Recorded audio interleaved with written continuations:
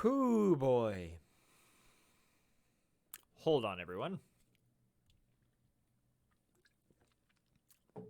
Now,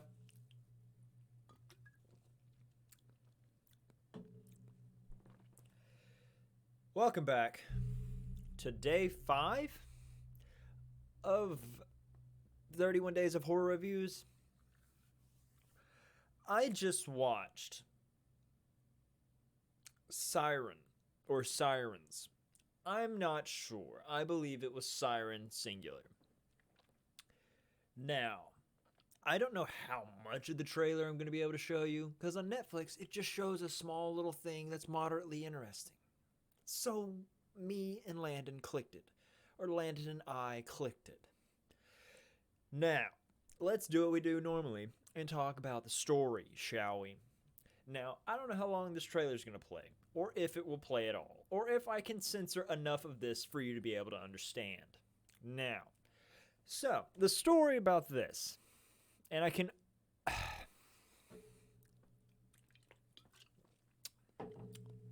Now, the story from this movie. A man named Jonah is going on a bachelor party with his closest friends and a brother. They go to the first place, and it's not that great. A guy on the corner's like, "Hey, you want to see some cool stuff?" And they follow this random stranger to somewhere else because he promises, he promises cool stuff, different things he's never seen, quote unquote. The man goes to what I can only describe as a brothel mixed with the movie Hostel. Like, there's unnecessary... The entire movie is unnecessary. The entire movie plays out like a soft porn. Like, I can't wrap my head around why you would make it... I understand... Let me take that back. I can understand why you make a movie like this so sexual, it being about a siren. Of course it's going to be sexual. But the extent of which they went is a bit much. So this is the one I'm going to talk about a lot. And I don't care if you hear spoilers at this point, because this movie you don't need to watch. No one needs to watch this movie. It's not awful. Like, they were cool. The monster was fantastic. It was greatly done. The makeup was great. Let's get back to the story. I'm jumping all over the place. Okay, so hear me out. Now, when they get to the brothel hostel, when they get to the hostel, they ask the main guy who runs it, his name's Dix, D-Y-X or Dixon, something like that. And I know, right? Why didn't I guess off that name? But no, it gets so much worse than just one dude's name. They ask him for a special thing for the bachelor, which is Jonah. And he's like, all right, I don't want any, no sex, no touching, stuff like that, whatever. He's like, I got just the thing for you. And he goes and takes him to this room. This room, he sits in a chair and looks through a glass wall as a fully naked lady sings to him. Now, how can I make this as PG as possible? It doesn't actually matter, because I'm going to put a not safe logo on this, because this movie is just too weird not to talk about to the extent of talking about it. All right, okay. This naked lady begins singing. Of course, early in the movie, we see that she was from a different realm and a cult tried to summon her. Cool. This is the Siren. Just looks like a regular black-haired chick, begins to sing. They make sure you see it, goes back to every single sexual encounter this man must have had and plays it all in front of you. You heard me right. And not only that, he finishes, it's PG enough, sitting in a chair, and we are met with, if I can find the scene, I'll put it here. He does that. And from there, I knew this was going to be, from that little scene, and then him licking the window like a dog, I knew this was going to be a weird movie. Now, it continues on. He thinks she's part of a sex slave thing. That's understandable. White knighting it, doing his thing, trying to save a lady. Completely agree with him. Everything makes sense. Releases her. She then goes about killing every single person there and begins our story. Our story being He is now bonded with it because he let it free and they mate for life. Cool. She then follows him whenever they leave. There's a guy in there called Rand who has the absolute worst time, minus our main character. He is almost left at the brothel. He is hit by a car. They leave him there for the bad guy to pick him up. And then he gets tortured by the guy. And there's another random person there who can transfer memories to somebody else.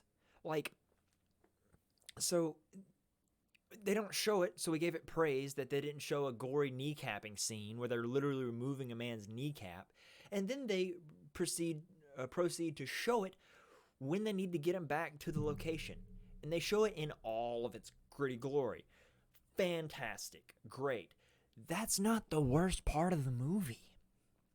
Minus all the unnecessary sexualityness, there is a scene where the girl has finally found him because she has his scent. She finds him, she takes him to a hole, and she rapes him. No. I know what you're thinking. Now, hear me out. It's already bad, right?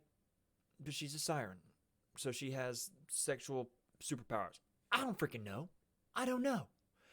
What I know is not okay in the moment is for there suddenly to be a tail and for it to go inside him.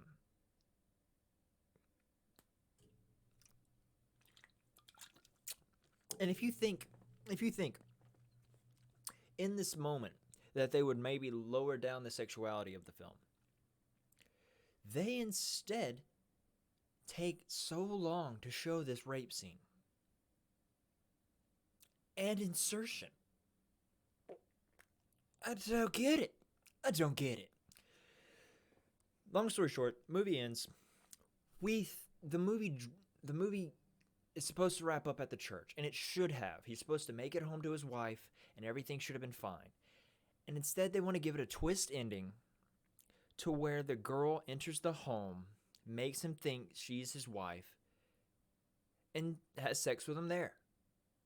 There is probably 15 to 20 minutes of sex scenes in this movie. I thought Jason was bad. This movie has so much unnecessary, like, HBO Max softcore porn in this film. It didn't show it in the Netflix trailer. It just seemed like a basic little horror thing. And it went way right. Way right.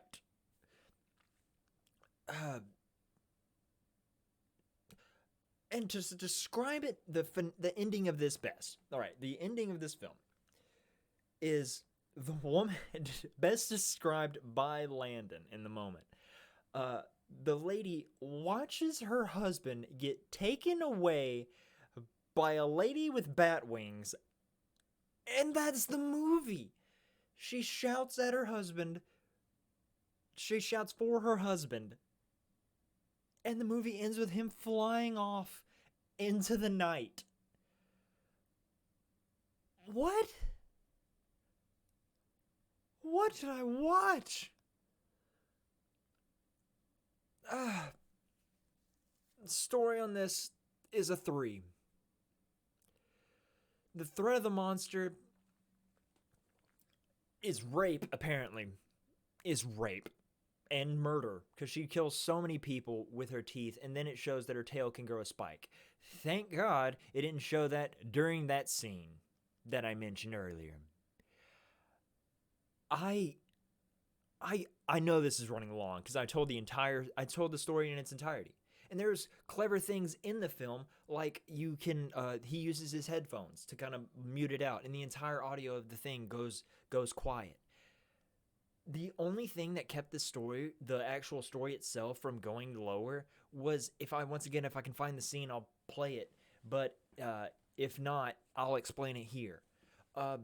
There's the fighting scene in the cafe or the bar or the gas station, whatever you want to call it, and he has his headphones in.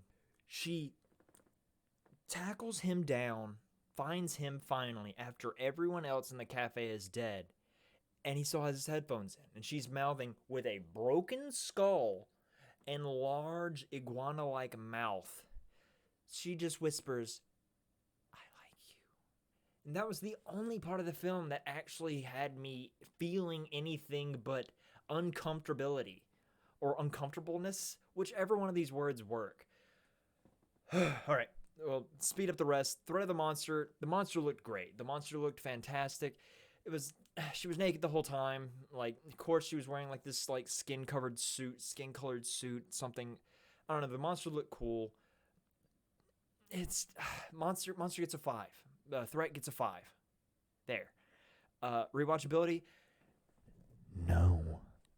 I will not be watching this movie again. There is not a... I would play a drinking game. I would see who gets uncomfortable the fastest. That is what I'll play for this drinking game. But rewatchability is no. A 0. A 1 if there's a game involved. If we're doing a number rating. So rewatchability, no. All right. Scare factor, no. There's not any scare in this. There's no looming threat of scare in this film. And don't get me wrong, I understand that it was probably a budgeting issue, but the way they went about it was just weird. It was just very weird and uncomfortable. The whole thing.